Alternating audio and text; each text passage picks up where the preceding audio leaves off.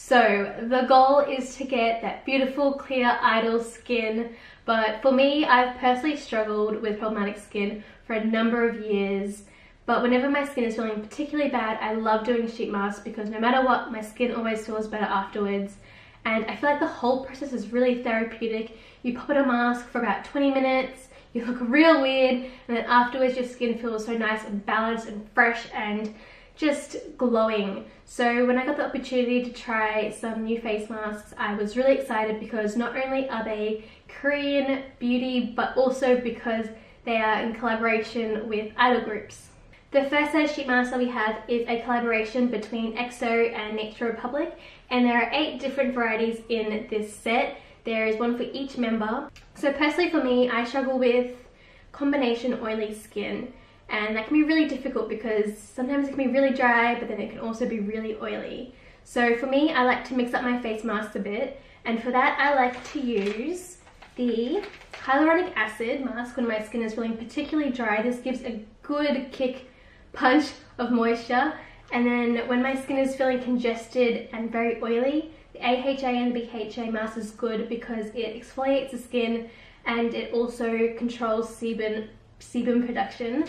And then finally, the collagen mask, because this retains moisture and it makes your skin really supple, and of course it retains the youth. The next masks are the Mediheal X BTS set, and I'm a huge BTS fan, so I was excited to try these ones out. And this set's actually quite interesting because there are 2 types of masks within this set.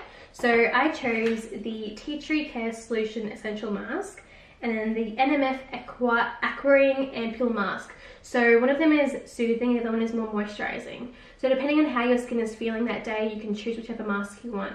So the final set are these BT21 Face Point Masks, and they are super adorable. If you don't know, BT21 are the characters created by BTS, and these are so cute.